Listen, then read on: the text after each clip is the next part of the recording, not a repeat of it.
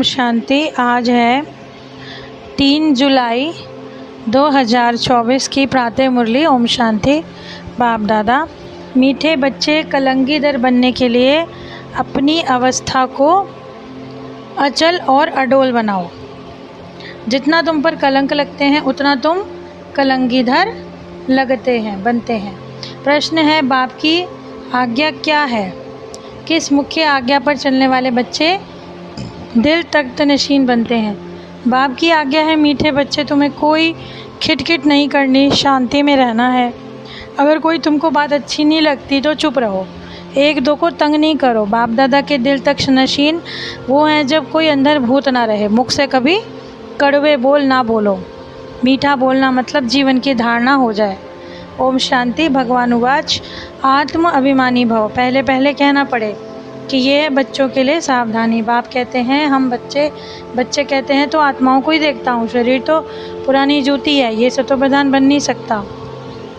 सतो प्रधान शरीर तो सतयुग में मिलेगा। अभी तुम्हारी आत्मा बन रही है, शरीर वही पुराना है। अभी तुमको अपनी आत्मा को सुधारना है, पवित्र बनना है। सतयुग में शरीर भी पवित्र मिलेगा। आत्मा को शुद्ध करने के लिए एक बाप को याद करना है। बाप भी आत्माओं को देखते हैं, तो जितना बाप को याद करेंगे उतना शुद्ध होते जाएंगे। तो ये तो काम है हमारा कि बाप को याद करते करते सतो प्रधान बन जाएं। बाप तो आया है रास्ता बतलाने, शरीर तो अंत तक पुराना ही रहेगा। ये तो कर्मेंद्रियां हैं जिससे आत्मा का कनेक्शन है। आत्मा गुलगुल बन जाती है, फिर कर्तव्य अच्छे करती है। वहाँ पंछी जानवर भी अच्छे रहते हैं।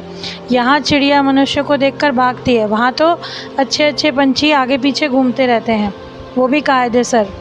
बाप की महिमा अपरंपार है, तो बाप की प्रॉपर्टी की महिमा भी अपरंपार है। बच्चों को कितना नशा होना चाहिए कि बाप कहते हैं मैं उन आत्माओं को याद करता हूँ जो सर्विस करते हैं, वो ऑटोमेटिकली याद आते हैं। आत्मा में मन बुद्धि है ना, तो जो सर्विसेबल होंगे सदैव मीठा बोलेंगे, कड़वा कभी बोल नहीं सकेंगे। तो जो कड़वा बोलने वाले हैं उनमें भूत है, देह अभिमान है नंबर 1, तो फिर उनके पीछे और भूत प्रवेश करते हैं। बाप कहते हैं तुमको मेहनत ऐसी करनी है जो कल पहले की है। अपने आप को आत्मा समझकर बाप को याद करो। ड्रामा का चक्र है, टाइम भी ठीक बताते हैं, बाकी तो बहुत कम समय बचा है। जो लोग आज़ादी देते हैं वो 2 टुकड़ा करके देते हैं, आपस में लड़ते रहते हैं। तो तुम बाप के बच्चे बने हो, अभी तुम कलंगीधर बनते हो। तो 84 जन्मों की बात तो बहुत सहज है। आप ही पूजे, आप ही पुजारी। कोई की बुद्धि में धारणा नहीं होती, क्योंकि ड्रामा में उनका ऐसा पार्ट है। क्या कर सकते हैं, कितना भी माथा मारो परंतु ऊपर चढ़ नहीं सकते। तदबीर तो कराई जाती है लेकिन तकदीर में नहीं है। तो राजधानी स्थापन होती है, उनमें सब चाहिए। किसी से खिटपिट की बात नहीं होनी चाहिए, समझ के शांति में रहना चाहिए। प्यार से समझाना पड़ता है, ऐसे करो तो ये आत्मा सुनती है। इससे और पद भी कम हो जाता है अगर हम अशांत हो पड़ते हैं। तो हर एक को समझाओ कि ये सब छोड़ो। बाप को याद करने से एकदम अचल अडोल रहते हैं। समझते हैं माया हैरान करेगी, डरना नहीं है। कलंगीधर बनने वालों पर तो कलंक लगते ही हैं, इसमें नाराज़ नहीं होना चाहिए। अखबार वाले भी कुछ खिलाफ डालते हैं क्योंकि पवित्रता की बात है। अब बच्चे पहले बाप की महिमा ही सुनाते हैं कि बेहद का बाप क्या कहते हैं, तुम आत्मा हो। ये नॉलेज एक बाप के सिवा और कोई दे नहीं सकता। रचता और रचना का ज्ञान, ये है पढ़ाई जिससे तुम सुदर्शन चक्रधारी बनकर चक्रवर्ती राजा बनते हो। अलंकार भी तुम्हारे हैं, परंतु तुम ब्राह्मण पुरुषार्थी हो क्योंकि अलंकार विष्णु को दे दिया। अब ये सब बातें क्या है, आत्मा परमात्मा कोई नहीं बता सकते। अभी तुम जानते हो आत्मा शरीर ऐसे छोड़ेगी जैसे बाप की याद में देह त्याग कर देंगे। बाप के पास तो खुशी जाना है, पुराना शरीर सर्प मिसाल छोड़ना है। जानवरों में भी अकल है, वो मनुष्यों में भी नहीं। अब तो सन्यासी आदि सिर्फ दृष्टांत देते हैं। बाप कहते हैं तुमको ऐसा बनना है जो भ्रमरी कीड़े को ट्रांसफ़र कर देती है। तुमको भी मनुष्य रूपी कीड़े को ट्रांसफ़र कर देना है। सिर्फ दृष्टांत नहीं लेकिन प्रैक्टिकल करना है। अब तुम बच्चों को घर जाना है। जो बाप से वर्षा पा रहे हो तो अंदर में खुशी रहनी चाहिए। शांति तो सबको मिलती है, सब शांति धाम जाते हैं, किंतु बाप के सिवाय कोई सर्व की सदगति नहीं कर सकते। तो पहले अल्फ और बे पढ़ाना पड़ता है। बोलो तुमको 2 बाप हैं, हद का और बेहद का। हद के बाप लेते हो जन्म विकार से, अपार दुख मिलते हैं। सतयुग में अपार सुख। तो बाप समझाते हैं बुद्धि में युक्तियाँ हो। बेहद का बाप बेहद का सुख देते हैं, वो तो भगवान कहते रहते हैं। अंधकार कितना है, तुम कितनी अच्छी रीति समझते हो, टाइम लगता है। जो कल पहले था जल्दी कुछ कर नहीं सकते। हीरे जैसा जन्म तुम्हारा अभी है।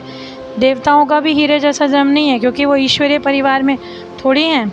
ये तो है तुम्हारा ईश्वरीय परिवार, वो है देवी। तो कितनी नई बातें हैं। गीता में आटे में नमक मिसल है, कितनी भूल कर दी। श्री कृष्ण का नाम डाल। बोलो, देवताओं को देवता क्यों कहते हो? श्री कृष्ण को भगवान क्यों कहते हो? विष्णु कौन है ये तुम समझते हो? मनुष्य तो बगैर ज्ञान के ऐसे ही पूजा करते रहते हैं। प्राचीन भी देवी देवता हैं जो स्वर्ग में होकर गए। तो रजो तमो में सबको आना ही है। इस समय सब है तमो प्रधान। बच्चों को पॉइंट्स तो बहुत समझाते रहते हैं, बैच भी अच्छा समझा सकते हो। बाप और पढ़ाने वाले टीचर को तो याद करना पड़े, बहुत अच्छी अच्छी पॉइंट्स निकलती हैं। तो बाबा कहते हैं कितनी गुए बातें सुनाता हूँ जो सुनकर धारण करना है, परंतु धारणा नहीं होती तो कच्चे रह जाएंगे। अच्छे अच्छे बच्चे भी विचार सागर मंथन करके अच्छी अच्छी पॉइंट्स सुना सकते हैं। बाबा देखते हैं जैसी जैसी अवस्था ऐसी पॉइंट निकालते हैं। तुम बच्चे जो विश्व का मालिक बनते हो तो बाप कितना ऊँच बनाते हैं। गीत भी है ना, सारे विश्व की बागडोर तुम्हारे हाथ में होगी, कोई छीन नहीं सकता। तो ये लक्ष्मी नारायण जो विश्व के मालिक थे, उनको पढ़ाने वाला ज़रूर बाप ही है। ये भी तुम समझा सकते हो कि उन्होंने राज्य भाग्य पाया कैसे। मंदिर के पुजारी को नहीं पता, तुमको तो अथाह खुशी होनी चाहिए। ये भी तुम समझा सकते हो कि ईश्वर सर्वव्यापी नहीं। इस समय तो एक एक में माया के 5 भूत व्याप हैं, फिर ईश्वर को सर्वव्यापी कह देते हैं। ये तो भूल हो गई ना। ईश्वर सर्वव्यापी कैसे हो सकता है? वो तो बेहद का वर्षा देते हैं, कांटों को फूल बनाते हैं। समझाने की प्रैक्टिस भी बच्चों को करनी चाहिए। अच्छा, पहला, अनादि ज्योति बिंदु स्वरूप।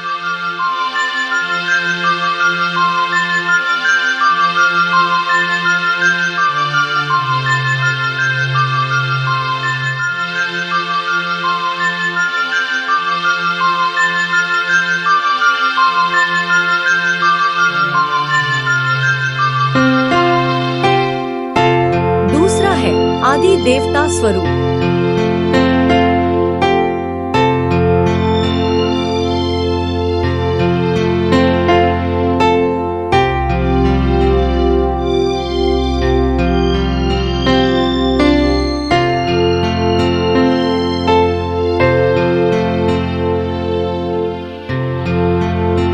तीसरा, मध्य में पूज्य स्वरूप।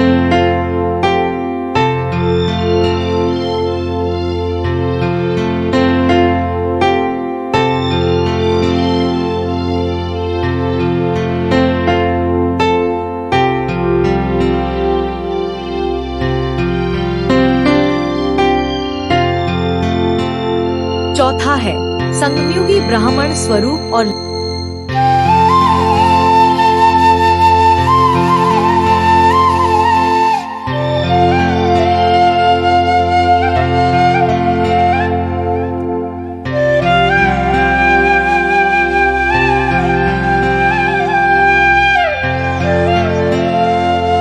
लास्ट में है फरिश्ता स्वरूप।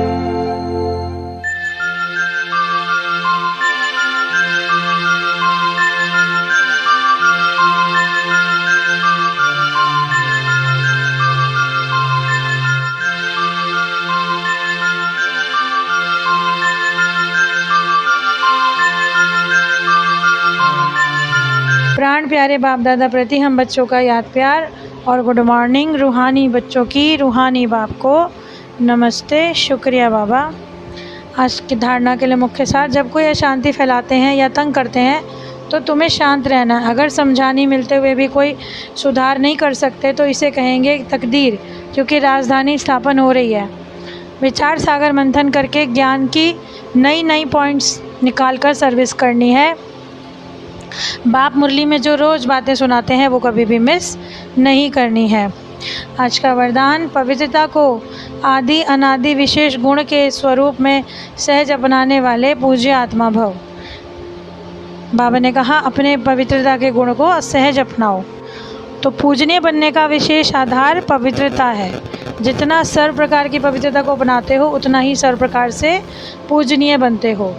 तो जो विधि पूर्वक आदि अनादि विशेष रूप से पवित्रता को अपनाते हैं वही विधि पूर्वक पूजे जाते हैं। जो ज्ञानी अज्ञानी आत्माओं के संपर्क में आते पवित्र वृत्ति दृष्टि वाइब्रेशन से संबंध संपर्क निभाते हैं, उनकी पवित्रता स्वप्न में भी खंडित नहीं होती, वही विधि पूर्वक पूज्य बनते हैं। स्लोगन है, व्यक्त में रहते अव्यक्त फरिश्ता बनकर सेवा करो तो विश्व कल्याण का कार्य तीव्र गति से संपन्न हो। बाबा ने कहा साकार में रहते हुए भी आपको विश्व के कल्याण के लिए फरिश्ता स्वरूप बनकर सेवा करनी है। तो आज जो जीवन जीने की कला है मुरली अनुसार, उसमें ये बातें बाबा ने क्या बोली कि कलंगीधर बनना है तो अपनी अवस्था को अचल और अडोल बनाओ। क्या होता है, हमें कोई कुछ कह दे तो हम बुरा मान जाते हैं, लेकिन हमें ये मानना पड़ेगा कि जो कलंगीधर होते हैं उन पर कलंक लगते ही हैं।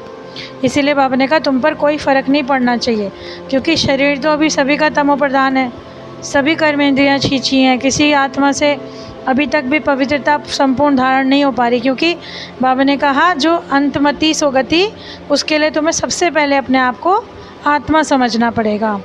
धीरे धीरे कायदे सर अनुसार जैसे बाबा समझाते हैं कि जितना भी हम अपने माया के तूफ़ान से अपने आप को सेव करते हैं, उतना ही हम अपनी शक्ति को बचा के रखते हैं। और जो बाबा ने बोला अंत में कि अपने आप को फरिश्ता स्वरूप में ले आओ।